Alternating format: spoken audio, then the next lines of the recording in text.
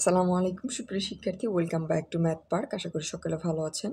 আজকে আলোচনা করব অনার্স চতুর্থ বর্ষের পার্শিয়াল ডিফারেনশিয়াল ইকুয়েশনের শেষ মুহূর্তের সাজেশন, অর্থাৎ চ্যাপ্টার ভিত্তিক যে সাজেশন রয়েছে, কোন চ্যাপ্টার থেকে কত মার্কের প্রশ্ন হয়ে থাকে এবং শেষ মুহূর্তে আমরা কোন চ্যাপ্টারগুলো পড়ে ভালো একটি মার্ক নিয়ে আসতে পারবো। তো এখানে সায়েন্স ভিউ পাবলিকেশন বই থেকে আমি নিয়েছি। এখানে চ্যাপ্টার সংখ্যা হচ্ছে 8টি। তো প্রথমত আমরা মার্ক সম্পর্কে জেনে নিই। আপনাদের হচ্ছে এখানে 3টি বিভাগে প্রশ্ন হয়ে থাকে, ক, খ, ঘ। এখানে আপনাদের হচ্ছে 4 ক্রেডিটের একটি সাবজেক্ট, যা আপনাদের হচ্ছে 80 মার্কে পরীক্ষা হবে এবং সময় হচ্ছে 4 ঘন্টা। তো ক বিভাগে আপনাদের প্রশ্ন থাকবে 12টি, আপনাদের অ্যান্সার করতে হবে 10টি, এখানে 10 মার্ক। খ বিভাগে প্রশ্ন থাকবে 8টি, আপনাদের অ্যান্সার করতে হবে 5টি, প্রত্যেকটির মান হচ্ছে 4।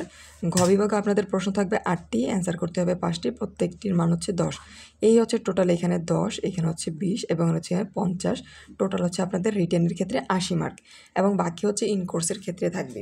এখন আমরা চ্যাপ্টার সম্পর্কে জেনে নেই। এখানে প্রথম যে চ্যাপ্টার সায়েন্স ভিউ পাবলিকেশন বইয়ে আংশিক অন্তরক সমীকরণ গঠন, এটা কিন্তু সবচাইতে গুরুত্বপূর্ণ চ্যাপ্টারের মধ্যে একটি। এই চ্যাপ্টার থেকে প্রত্যেক বছর 3টি বিভাগ অর্থাৎ ক, খ এবং ঘ বিভাগে প্রশ্ন হয়ে থাকে। এর পরবর্তীতে চ্যাপ্টার 2 এ এবং বি অর্থাৎ 2টি পার্টে কিন্তু ভাগ করা আছে। প্রথম ক্রমের যোগসূচী আংশিক অন্তরক সমীকরণ এবং ইন্টিগ্রাল যে পৃষ্ঠসমূহ, এই 2টি অংশ। চ্যাপ্টার 2 থেকে কিন্তু সবচাইতে বেশি আপনার ক এবং খ বিভাগে প্রশ্ন হয়ে থাকে এবং কয়েকটি বছর অর্থাৎ 1 বছর পর পর দেখা যায় হচ্ছে ঘ বিভাগে একটি প্রশ্ন এসে থাকে। তার পরবর্তীতে আরেকটি সবচাইতে গুরুত্বপূর্ণ চ্যাপ্টার হচ্ছে চ্যাপ্টার 3 অর্থাৎ 4 পেটে পদ্ধতি। এটা হচ্ছে এ এবং বি হচ্ছে এক ক্রমের অযোগাশ্রয়ী আংশিক অন্তরক সমীকরণের সমাধানের বিশেষ পদ্ধতি। এটা হচ্ছে সবচাইতে গুরুত্বপূর্ণ চ্যাপ্টারের মধ্যে হাইলাইটেড, কারণ এই চ্যাপ্টার থেকে প্রত্যেক বছর ক, খ এবং ঘ বিভাগে প্রশ্ন হয়ে থাকে। তার পরবর্তীতে আমরা যদি হচ্ছে 4 নম্বরে যাই, সমমাত্রিক যোগাশ্রয়ী আংশিক অন্তরক সমীকরণ। এই চ্যাপ্টার থেকেও কিন্তু প্রত্যেক বছর 3টি বিভাগে প্রশ্ন হয়ে থাকে। তার পরবর্তীতে চ্যাপ্টার 5 অসমমাত্রিক যোগাশ্রয়ী আংশিক অন্তরক সমীকরণ। এইটা থেকেও কিন্তু তুলনামূলক ক এবং খ বিভাগে প্রত্যেক বছর প্রশ্ন হয়ে থাকে এবং কয়েক বছর দেখা যায় ঘ বিভাগে প্রশ্ন হয়ে থাকে। চ্যাপ্টার 6 কিন্তু আপনাদের হচ্ছে ক বিভাগ এবং হচ্ছে ঘ বিভাগের জন্য গুরুত্বপূর্ণ, খ বিভাগে তেমন প্রশ্ন আসে না। চ্যাপ্টার 7 আমাদের প্রয়োজন নেই। তারপরে সবচাইতে গুরুত্বপূর্ণ হচ্ছে চ্যাপ্টার 8 এ, বি, সি অর্থাৎ 3টি পার্টে দেওয়া আছে।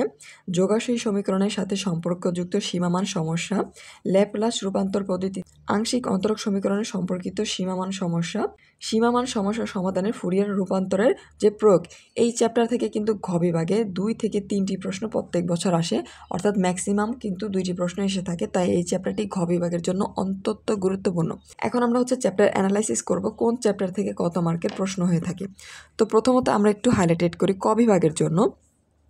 প্রত্যেক বছর সবচাইতে বেশি সংখ্যক প্রশ্ন হয়ে থাকে ক থেকে, 1, 4 এবং 5 অর্থাৎ একের একাধিক প্রশ্ন কিন্তু এখান থেকে হয়ে থাকে এবং ক বিভাগে ভালো করার জন্য বিগত আপনারা 7 বছরের প্রশ্ন কিন্তু পড়বেন। সেই ক্ষেত্রে আপনারা 8 থেকে 9টি প্রশ্নই খুব ইজিলি কমন পাবেন। তার পরবর্তীতে আমরা খ বিভাগ যদি হাইলাইটেড করি, খ বিভাগের ক্ষেত্রে প্রত্যেক বছর কিন্তু প্রশ্ন হয় 1, 2, 3, 4, 5। এই 5টি অধ্যায় যদি শেষ করেন, সেই ক্ষেত্রে আপনারা দেখতে পাবেন খ বিভাগে কিন্তু 5টি প্রশ্ন ইনশাআল্লাহ আপনারা কমন পাবেন, কারণ এই চ্যাপ্টারগুলো থেকে কিন্তু একের অধিক প্রশ্ন খ বিভাগে হয়ে থাকে। এখন আমরা ঘ বিভাগ হাইলাইটেড করলে আমরা হচ্ছে ঘ বিভাগে সবচাইতে বেশি এবং প্রত্যেক বছর প্রশ্ন হয় এমন অধ্যায়গুলো যদি আলাদা করি, চ্যাপ্টার 1, 2, 3, 4, 6 এবং 8, এই চ্যাপ্টারগুলো থেকে কিন্তু এর অধিক প্রশ্ন প্রত্যেক বছর এসে থাকে। এই চ্যাপ্টারগুলো শেষ করলে কিন্তু ঘ বিভাগে আপনারা 5টি প্রশ্ন খুব ইজিলি কমন পেয়ে যাবেন। আমরা এখন ক, খ এবং ঘ বিভাগ হাইলাইটেড করলাম। এখন আমরা হচ্ছে গুরুত্বপূর্ণ চ্যাপ্টার হাইলাইটেড করব, যেই চ্যাপ্টারগুলো শেষ মুহূর্তে পড়ে আমরা খুব ভালো একটা মার্ক নিয়ে আসবো। তো আমরা হচ্ছে এখন চ্যাপ্টার অ্যানালাইসিস করি। চ্যাপ্টার 1, 2, 3, 4 এবং হচ্ছে 8, এই চ্যাপ্টারগুলো হচ্ছে পাস মার্ক থেকে শুরু করে ফার্স্ট ক্লাসের জন্য অবশ্যই পড়বেন, অর্থাৎ এই চ্যাপ্টারগুলো বাদ দেওয়ার কোনো অপশন নেই।